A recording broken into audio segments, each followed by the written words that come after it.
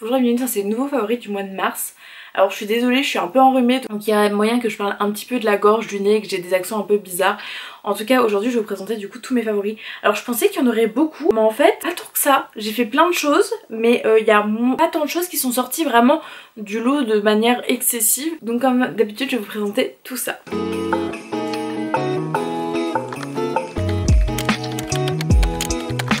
On commence tout de suite avec les mangas. Alors du coup en manga je vais en avoir un que je ne possède pas mais je compte acheter, et il va y avoir deux que je possède. Alors celui que je ne possède pas c'est Remember Me. Alors je ne l'ai pas chez moi parce qu'en fait je l'ai lu chez quelqu'un et maintenant il faut que je le possède parce que j'avais vraiment beaucoup aimé. Alors Remember Me c'est une histoire où on va suivre du coup une jeune femme qui a été en couple, qui est en couple avec quelqu'un. Donc c'est un monde un petit peu où il y a la magie, la noblesse, etc. Et du coup en fait elle était là, elle était en couple avec quelqu'un, etc. Et ils étaient heureux, ils étaient amoureux, etc. Sauf qu'un jour elle part et elle fait quelque chose, et puis quand elle revient en fait elle retrouve du coup l'amour de sa vie qui est décédé. Elle a aucune connaissance de pourquoi il est mort, tout ça, et elle meurt à son tour, et en fait elle va se réveiller quand elle est enfant, sauf que là elle a tous ses souvenirs et du coup elle va essayer de retrouver cette personne et voilà, continuer leur vie et essayer de maintenir en fait en vie la personne qu'elle aime. Sauf qu'en fait lui il se souvient pas d'elle, en plus il a l'air d'être assez contre son existence, etc. Et du coup ça va être une dynamique assez sympathique. Alors sur le papier, même en vous disant le résumé, je me suis dit bon bah ça va être sympa, mais je laisse passer ma chance. Je m'étais pas dit que je vais forcément le lire et l'acheter, etc. J'avais mis un peu de côté en me disant bon c'est un peu isekai, c'est ce que je lis sur les manhwas, j'ai peut-être pas l'envie de le lire dans ce genre de format. Quelle erreur vraiment, parce que déjà juste le scénario est vraiment très sympathique et il a des petites différences qui fait qu'on est un peu plus accroché, et surtout en fait c'est toute l'appréciation et le sentiment pendant la lecture, parce qu'en fait les personnages sont super attachants, c'est extrêmement frais, ça donne vraiment très envie de lire la suite et c'est juste ultra appréciable. Enfin franchement j'ai passé un excellent moment pendant ma lecture, du coup ça m'a donné envie vraiment de lire la suite. Donc je crois que le tome 2 est sorti ou va sortir au moment où je vous poste cette vidéo. J'ai pas encore le tome 1 mais je pense que je vais me prendre le tome 2 et le tome 1, ou je vais voir si je peux pas trouver un lot sur Vinted avec les deux, en mode peut-être qu'il y a quelqu'un qui aime pas et je vais en profiter. Mais vraiment j'ai super accroché à l'œuvre et je m'attendais pas à autant aimer, à être autant accroché, etc. En fait il y avait un truc trop frais et tout, mais c'est pareil, c'est un tome 1 donc je vais être quand même plutôt introductif dessus, mais en tout cas très bonne première impression. Ensuite le deuxième manga que je voulais vous parler c'était Bless. Alors Bless du coup je vous en reparlerai en longueur dans une première impression, mais c'est un manga où on va suivre du coup un jeune garçon qui a l'air d'aimer le maquillage et qui veut faire du maquillage un petit peu, sauf qu'en fait il ose pas. Mais c'était un ancien mannequin et tout ça, donc il a déjà un petit pied dans le milieu. Et il y a une jeune fille de sa classe qui elle est assez discrète, etc. mais elle est très grande, etc. Elle a des taches de rousseur et en fait elle s'imaginait un peu faire des défilés, etc. Sauf qu'en fait les deux vont se retrouver à travailler ensemble, et en fait au contact l'un de l'autre leur créativité et leur envie vont prendre le dessus, parce que jusqu'alors ils avaient très peur, ils étaient assez renfermés sur eux-mêmes. Alors déjà d'une, les dessins m'ont scotché, mais en plus en fait j'avais commencé à lire un petit peu sur le Teco en me disant bon bah j'ai un peu de temps, des fois vous savez je fais des petites pauses, je lis des mangas, mais bon genre je sais que c'est des mangas que j'aime bien, c'est pas des mangas qui sont où je me dis ça va être des coups de cœur. Et du coup je lis quand même pas mal. Et du coup là je lisais et je lis le premier chapitre et j'ai refermé, j'ai mis de côté, j'ai fait je prendrai le temps de le lire parce que je sentais qu'il y avait quelque chose de plus. Et pendant ma lecture j'ai trop accroché au scénario, je suis vraiment rentrée dans une sorte, pas de bulle mais d'environnement de lecture genre trop appréciable, donc c'était trop sympa. Il y a des sujets super intéressants sur l'image de soi, sur la confiance en soi. C'est un premier tome qui m'a vraiment marqué et qui a marqué mon mois parce que j'y ai repensé de temps en temps en me disant ah j'ai envie de lire un manga, et ce moment où tu te dis ah mais il sera pas aussi bien que Bless.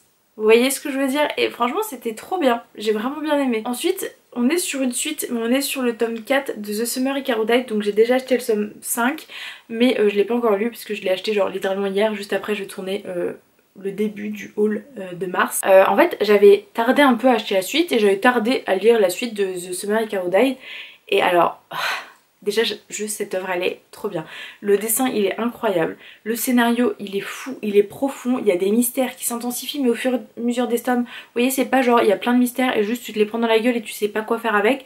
Là c'est trop appréciable. Et en plus de ça, la fin du tome 4 il me laissait sur le cul et j'étais en mode punaise je veux tout de suite lire la suite. Bon je l'avais pas, mais en fait il y avait ce truc où ça m'a mis dans une ambiance. Le scénario me plaît toujours autant, les personnages je les aime toujours autant, j'aime suivre leur aventure, j'aime suivre un petit peu l'angoisse que ça me procure parce que c'est une œuvre quand même assez particulière, mais c'est une œuvre qui à chaque tome en fait arrive à me plonger dans une bulle de malaise et de suspens avec des questions et tout ça. Et écoutez, c'est une des œuvres que j'aime le plus dernièrement et genre je suis trop contente de la lire et c'était trop bien. Et c'est tout pour les mangas, donc vous voyez c'était quand même assez court.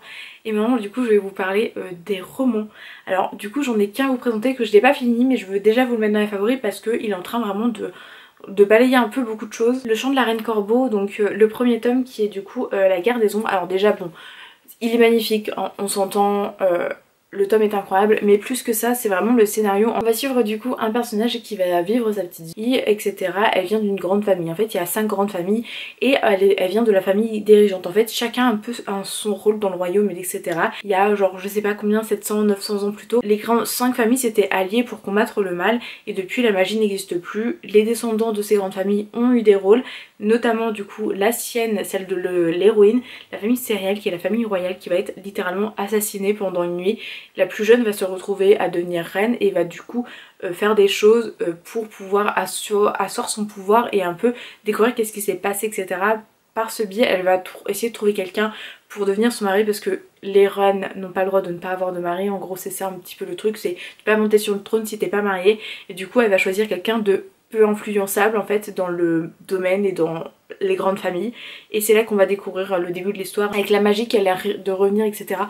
Bref, j'ai lu une bonne moitié du roman et quand je lis le roman, je ne vois pas le temps passer déjà d'une, le scénario m'intéresse beaucoup, il y a vraiment cette notion où souvent dans les romantaisies c'est beaucoup le mec qui a une certaine emprise, une jeune fille qui n'a pas forcément de pouvoir, enfin il y a un truc où il y a un rapport de, pas de force ni de dominance, mais où la jeune fille est assez frêle ou alors elle est très forte mais face à la personne qu'elle aime elle change un peu, enfin il y a vraiment cette notion là, alors que là j'ai l'impression que c'est elle qui a vraiment l'ascendant sur tout et du coup qu'elle fait un peu fermer son claquet à tout le monde. Je sais pas, en même temps elle est assez sensible et elle est en accord avec ça en mode, mais elle le cache. Écoutez, je sais pas comment vous dire l'appréciation, déjà le scénario est très très cool, mais en plus de ça il y a vraiment ce personnage principal, la dynamique qu'elle a avec les autres que je trouve juste ultra appréciable. Vraiment j'adore cette œuvre. Ensuite niveau manhwa, alors comme vous en doutez j'ai lu quand même pas mal de suites, du coup je vais pas forcément épiloguer sur des suites parce que en fait c'est beaucoup de suites que je vous ai déjà parlé, d'œuvres que j'aime beaucoup, que j'ai continué. Par contre il y en a une nouveauté que j'ai suivie et que j'aime pas mal, c'est Duchesse in Ruine. Je sais même plus si je vous en ai parlé mais c'est pas grave, j'en reparle dans mes favoris de ce mois-ci. Alors du coup c'est une œuvre où on va suivre une duchesse, en fait elle a vécu dans une famille assez aisée, etc. et en fait elle a été envoyée en mariage dans une des grandes familles. Voilà, et du coup elle se retrouve à se marier à quelqu'un de très âgé qui n'a aucun intérêt pour elle parce qu'en fait il a déjà une amante et tout, mais c'est juste pour l'image, fallait qu'elle se marie et que lui il ait un mariage, etc. avec une noble. Voilà, sauf qu'en fait ce duché va décider de s'émanciper de l'empire, sauf que l'empereur il est pas trop d'accord et décide d'éliminer tout le duché, donc d'éliminer également cette jeune fille du coup qui de base faisait son rôle au duché, et en fait on l'a écartée de toutes ses intrigues politiques et elle s'est retrouvée juste là-dedans en mode je suis dans la merde. Et du coup ce que j'ai trouvé intéressant c'est qu'en fait elle va pas être assassinée, etc. C'est juste à un moment donné il y a l'empereur qui pose la question qu'est-ce qu'on fait d'elle, genre elle on en fait quoi. Sa famille l'a abandonnée bien sûr, hein, etc. Et les gens sont en mode elle est quand même plutôt belle, je pourrais en faire mon esclave ram ram et tout. Et en fait il y a quelqu'un qui dit moi je veux bien m'en faire ma servante tout simplement. Cette personne est un nouveau noble, donc elle va se retrouver du coup à vivre en tant que servante dans un château, dans un manoir investi par des nouveaux nobles qui ne savent pas encore comment bien se comporter dans la société mondaine et tout.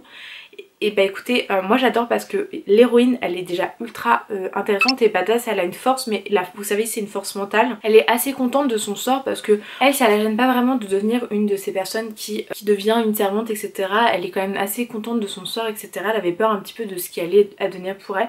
Et ce que j'aimerais bien voir, parce que là on est au début, c'est l'influence qu'elle va avoir dans ce duché, un jeune manoir, etc. avec des servants, avec du coup les propriétaires et qui ont pas forcément tous les codes, et peut-être qu'elle va réussir à mettre son grain de sel dedans de manière subtile.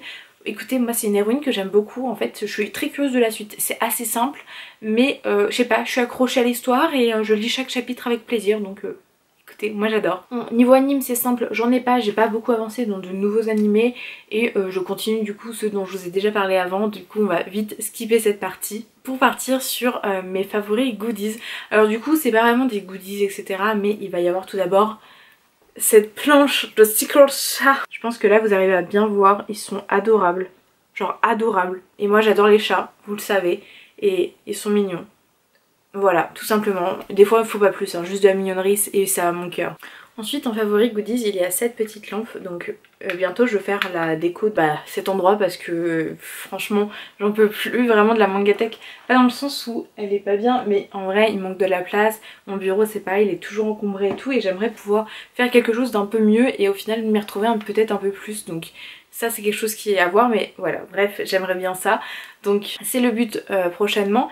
Et du coup j'ai reçu du cadeau d'une copine cette super lampe que je trouve adorable, donc c'est pas vraiment un goodies mais un petit peu quand même, je voulais le mettre en avant. Ensuite sur la Kindle, alors du coup j'ai changé ma coque et j'ai une sorte de petit bouche-poussière on va dire, assez mignon qu'on m'a offert, où il y a lune et soleil etc. Je vais vous montrer ça tout de suite. Avant j'avais une pochette on va dire blanche autour, et en vrai j'en peux plus de cette pochette, je l'aime de moins en moins etc.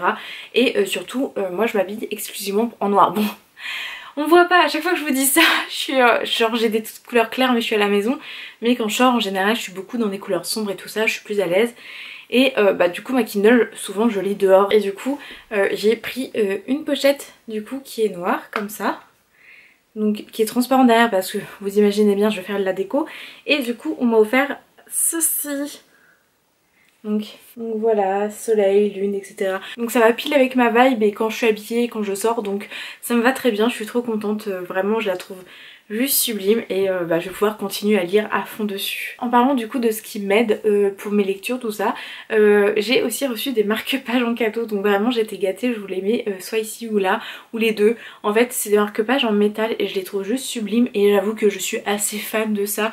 Je trouve ça trop mignon et ça romantise un petit peu sa vie tout simplement, et j'adore ça, pouvoir avoir des beaux objets, pouvoir lire avec de belles choses et tout. Je sais pas vous, peut-être il y en a ils s'en fichent de l'esthétisme, mais moi je sais que j'aime bien être dans ma bulle, que j'estime être jolie etc. parce que c'est toujours plus agréable pour moi, enfin bref j'aime bien. Donc j'étais très contente de ces petits marque-pages et du coup de tous ces petits achats trop mimi. Et ensuite en niveau random, alors au mois de mars j'ai pas fait grand chose, je pense comme beaucoup de personnes, j'ai travaillé, j'ai fait ma petite vie, il n'y a pas grand chose qui en démord. Par contre j'ai été à Lyon avec Amandine, on s'est changé nos cadeaux, on a passé une journée extrêmement chill et tout. Au début j'avais fait un vlog, sauf que le vlog était un peu plus court, donc quand je le montais, donc je sais pas si ça vous intéresse ou pas que je sorte quand même. Mais du coup c'est des journées vraiment très chill où on a lu des heures, on a fait des activités manuelles, on papotait etc. C'était juste ultra appréciable, on se faisait des petits soins sur le visage, c'était très chill et surtout c'est des moments full passion, où vraiment... des fois on est côte à côte et on parle pas pendant 3 heures parce qu'on est en train de lire, mais moi c'est le genre de choses et c'est le genre d'amitié que j'aime où on n'a pas besoin de vraiment parler des heures, juste des fois on a envie de lire juste à côté de l'autre. Et c'est pareil, j'ai refait ensuite après un week-end à Lille, alors Lyon, Lille, voilà. J'étais un peu prise en fait dans les transports, donc j'ai beaucoup lu sur ma Kindle du coup. En fait j'ai ma meilleure amie qui est à Lille et en fait on pouvait pas se voir avant avec son travail etc. D'ailleurs elle travaillait quand je suis venue, mais j'ai adoré passer ce moment avec elle où j'ai eu mes cadeaux de Noël anniversaire que je vais vous montrer du coup dans le haul, mais d'avril, parce que du coup mars j'ai bientôt fini de le monter et c'était le dernier week-end de mars donc j'aurais pas eu le temps de filmer ce petit bout. Mais voilà ça, et puis on a fait du karaoké, on a fait des balades etc. C'était juste trop appréciable et surtout je l'ai revu et ça faisait presque un an que j'avais pas vu ma meilleure amie et c'est quelqu'un qui est très cher dans mon cœur et je vous avoue que ça commençait à me peser de pas la voir ou de pas passer de moments à discuter, à échanger ou de moments à être chacune de notre côté du lit à lire. Et je suis nature peinture et c'est trop appréciable, vraiment c'était trop bien. Bien sûr, je peux pas parler de ça sans parler des petits cafés parce que j'ai toujours été chercher des petits cafés par-ci par-là. Du coup j'en ai enfin dans la ville près de chez moi qui est à 25 minutes de route. Il y a enfin un café un peu mignon. J'ai été dans des cafés à Lille et tout et j'adore l'ambiance des cafés. En fait je vais pas citer un café en particulier mais juste j'adore me poser dans des cafés et faire du montage et faire des modifs de mes photos etc. Lire sur la Kindle ou sur un manga que je viens d'acheter. Enfin, je trouve ça juste ultra appréciable et j'ai adoré ce moment. Et voilà pour mes favoris du mois, donc je pense qu'ils ont été encore assez courts. Peut-être que le mois d'avril sera plus riche, je ne sais pas. En tout cas je vais m'arrêter là, je devais filmer une autre vidéo après mais vu l'état de ma gorge je pense que on va reporter ça à demain ou après-demain. N'hésitez pas à me dire vos favoris du mois de mars, me dire vos découvertes, tout simplement des choses que vous avez kiffé faire. Je serais ultra curieuse de vous lire et de vous répondre répondre. N'hésitez pas du coup à liker, commenter, à vous abonner si ça vous intéresse et si vous aimez les contenus autour du manga, des animés, ce genre de choses. En tout cas, merci d'avoir regardé cette vidéo, je vous souhaite une très bonne journée et surtout, prenez soin de vous.